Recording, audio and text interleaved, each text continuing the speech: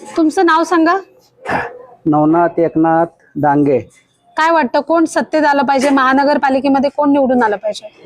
हे महानगरपालिकेमध्ये हे कमळ जे आहे हे कमळ निवडून आलं पाहिजे. आणि त्यातल्या त्यात सोनकांबळेताई जे आहे तिथे 25 वर्ष नगरसेविका होत्या, त्यांनी ह्या सगळ्या सुधारणा केलेल्या आहेत. तेव्हा ह्या दापुडीमध्ये ह्या रेल्वेवरून अलीकड पलीकड लोक पाण्यासाठी यायचे, अनेक बाया रेल्वेखाली मेल्या. तेव्हा त्या रेल्वेला बोगदा करण्यासाठी अनेक प्रयत्न करून सोनकांबळेताईंनी ती बोगदा तयार केला. आणि त्याच्यानंतर रेल्वेचा जो भाग आहे पलीकडचा तो रेल्वे घालण्यासाठी अनेक वेळेला नोटीस आल्या त्या लोकांना. तर नोटीस आल्याच्या नंतर सोनकांबळेताईंनी त्या नोटिसा थांबवल्या.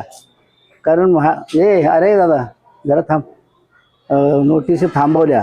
कारण ते लोक आता कुठं जाऊन कुठं राहणार. तर आयुक्ताला भेटले की तुम्ही त्यांना संडास देताय, तुम्ही हे सगळे पाणी देताय, त्यांना ड्रेनेज देताय, तर त्यांचे घरं बी तुम्ही दिलं पाहिजे. त्यांचं हे सगळं देऊन तुम्ही शुल्क वसूल करताय, तर त्यांना तुम्ही हे सगळ्या सोयीसुविधा देताय, तर तुम्ही त्यांना कुठं पाठवणार? त्यांना घरं द्या पक्के आणि मग काढा त्यांना. म्हणून त्यांच्याकडे जाऊन मोर्चे घेऊन जाऊन तिथं बसल्यामुळं ते देखील थांबलं गेलं. त्याचप्रमाणे नवीन फूल बोपडून बाबासाहेब आंबेडकर पुतळा दापोडीमध्ये त्या ठिकाणी जाणार होता. त्या लोकांना अनेक लोकांना नोटीस आल्या. 700 घरं त्यामध्ये जाणार होते. तेव्हा ते 700 घरं वाचवण्यासाठी सोनकांबळेताईचा पहिला नंबर.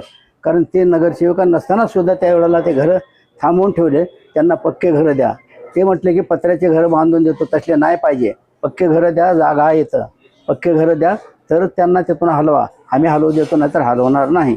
अशा पद्धतीचे अनेक चांगले कामं हे सोनकांबळेताईनं ह्या ठिकाणी केलेले आहे. आणि आता ज्या वेळेला आता ही BJPची आणि रिपब्लिकन पक्ष आठवले गटांची युती झाली, त्या युतीमध्ये आम्ही आता त्या कमळाचं चिन्ह घेतलेलं आहे. पण रिपब्लिकन आणि कमळ BJP ह्यांची युती आहे. त्या युतीमध्ये उभा आहे सोनकांबळेताई आणि त्यांच्यावर जास्तीत जास्त भरोसा आहे. ह्या 4 उमेदवाराला बी आम्ही 4 उमेदवाराचा प्रचार करतो. 4 कमळाला विजय करा अशा पद्धतीचा प्रचार आम्ही सरसगट त्या ठिकाणी करत आहोत.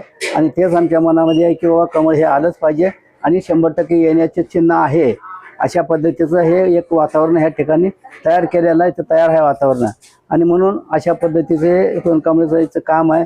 किंवा पोलीस स्टेशन असो किंवा तुमचं आरोग्याचं दवाखाना असो, त्या दवाखान्यामध्ये देखील अनेक वेळेला ह्या कोविड होते. त्या कोविडमध्ये ज्या वेळेला हे लॉकडाऊन होतं, त्या लॉकडाऊनमध्ये स्वतः त्या लोकांना न भेटा न घाबरता जाऊन त्यांना बघायचं, त्यांना त्या डॉक्टराला सांगून ते सगळं करायला लावायचं. त्यांनाही कोविड झाला त्यावेळेला सोनकांबळेताईंना.